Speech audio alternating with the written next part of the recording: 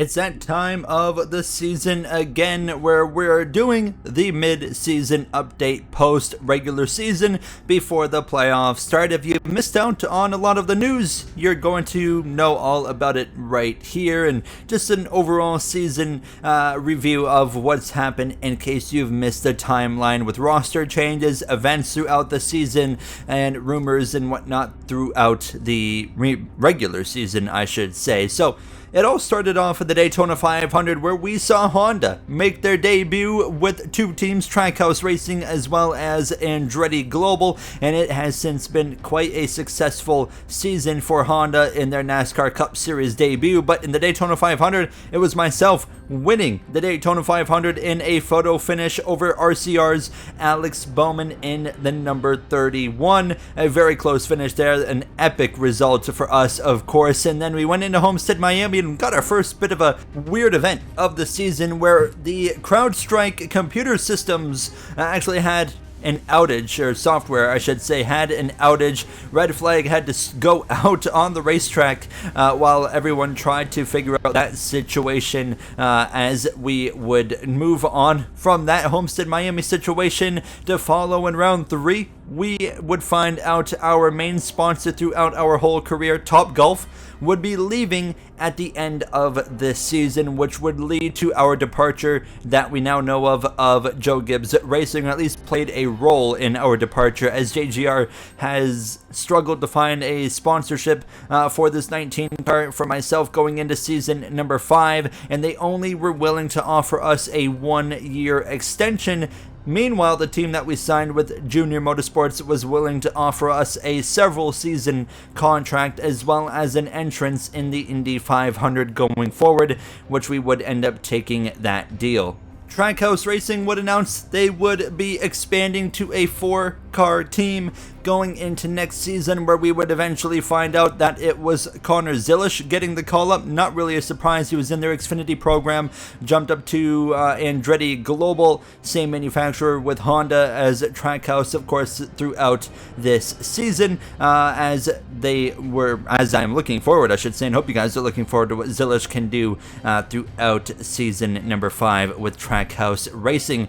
And it wasn't long after until we would find out that Joey Logano would announce retirement following subpar results following his injury last season and wanting to focus more on family, which would later change down the line when we got to just the most recent episode, the Daytona regular season finale, where Joey Logano just announced he will not retire, as suddenly things have turned around. He's won 2 races, he's been competing for several wins, he's in the playoffs, he's looking now like a championship threat. It's a complete turnaround for Joey Logano and his season, and things have totally changed over there. And as well at Penske Racing, another role that led to Logano sticking around was the urgency of the team wanting to keep him, because Ryan Blaney announced shockingly that he would be leaving Penske Racing at the end of this season, where we would eventually find out just recently he will be going to 2311 Racing next season to take over the 23 car, as Bubba Wallace will depart the team. His landing position is to be determined, but we do know he has signed in the Cup Series, so he will be staying on the Cup Series roster. We're just yet to know where he will be going. When we came to Martinsville earlier on in the season, it was also announced that a team would be shutting down. Unfortunately, you never want to see that.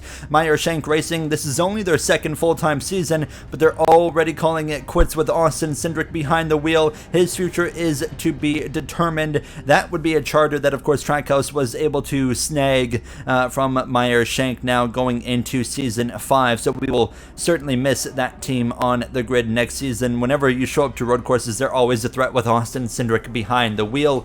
As well, the Coke 600 weekend, we had a brand new track announced, which would later be revealed with a tire test, the Denver Speedway, which will be replacing Auto Club Speedway going into season 5 as well. That is going to be a very exciting one, the 2-mile D-shaped oval. It was a very beautiful track, and just it's going to be exciting to have something new on the calendar. And as well, rumors are circling that there will be another track on the the calendar next season, and it could be replacing Kentucky Speedway.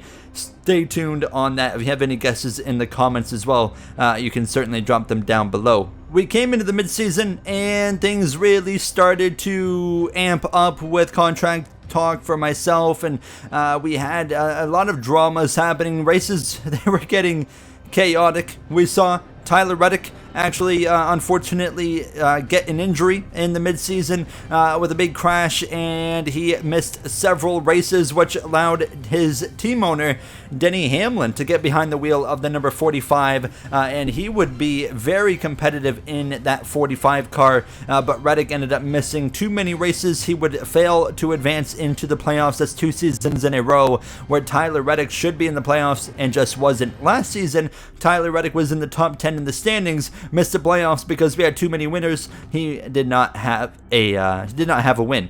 This season, of course, he was in the top 10 in the standings and ends up getting injured, and of course loses a bunch of points and misses the playoffs because of that. Very unfortunate for Tyler Reddick as well. Right in this part of the season, we were getting a lot of contract offers from not only JRM, but from RFK as well. Brad Keselowski was trying to lure us over to the team, but it wasn't long after that I ended up completely dumping him in Dover and jeopardizing everything, and he called me out in the media to follow after that and said, I don't know if I would want a driver like that racing for my team, but the offer still stood at least, but unfortunately for him, we ended up going a different route. We do know they have a driver lined up. They were actually originally pursuing myself and Ryan Blaney. Well, myself and Ryan Blaney have already announced we're going elsewhere, so they're going to their third in line, which is already a done deal. It's just going to be announced a little bit later on, so stay tuned on that going forward. And then as well, the Trackhouse announced in Gateway, which we've already talked about, that they will be bringing Connor Zilish over to the team next season with their expansion. And then immediately to follow that, at the tire test at Denver, it was also announced the same weekend Cadillac will be replacing the Chevrolet Camaro. Of course, both makes under the GM brand. Well, GM has decided to pull out the Camaro, put in the Cadillac going into next season. So just like Toyota Camry brought a new body this season, well, we're seeing a new body for Chevrolet, but instead of Chevrolet, it's now Cadillac, and that is going to be certainly a learning curve going forward, and we'll be behind the wheel of a Cadillac next season, the number 8 Target Cadillac. So that's going to be really exciting to see what we can do over there. And with Junior Motorsports, the team that will be on, they did announce as well that there will be a much tightened alliance with Hendrick Motorsports going into next season. So really expecting JRM to be winning races as well as fighting in the playoffs competitively, just like Hendrick Motorsports would be, as they're in their first season as a Cup Series team. Not quite the same alliance that they'll have next season. It's not nearly as strong, but we've still seen some promising signs from their drivers in my future teammates, Noah Gregson as well as Carson Hocevar. Now, we just finished the regular season at Daytona. Part-time driver for Front Row Motorsports, 2021 Daytona 500 winner Michael McDowell picked up the victory, so we did not get any, big abrupt playoff changes there. The only surprise driver in the playoffs was Austin Hill, who got in from his win in Talladega, and putting RCR at least one car in the playoffs. Of course, they came under new leadership this season with Austin Dillon and Kevin Harvick, as Richard Childress himself decided to step down from the ownership role. That team's still looking for the success as we come into the playoffs, and well, going into the playoffs, you see the grid this season, and Shane Van Gisbergen, Chris Buescher, both winless. They have been struggling a little bit to find the speed, and they come in 5 points below Justin Haley, Chase Briscoe, all three drivers at RFK under Brad Keselowski right now in the cutoff zone, which is not where you want to be. And speaking of Brad Keselowski, he would officially, going into his home race at Michigan as well, announce that he will be retiring at the end of this season. That's going to be interesting to see what he can do in his final playoff run. He picked up the win back at Bristol earlier in the season, and what a race that was. Keselowski, his final playoff run. What can he do?